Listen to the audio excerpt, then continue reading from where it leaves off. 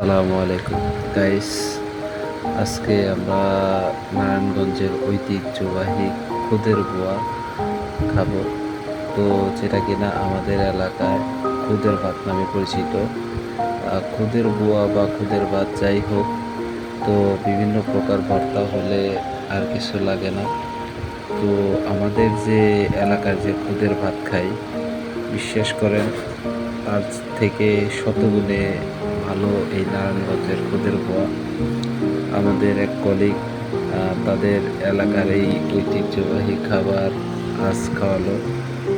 খুব মজাদার ছিল খাবার এবং অনেক টেস্টি ছিল। যাই হোক, অনেক মজা করলাম। সকলকে ধন্যবাদ। আসসালামু আলাইকুম।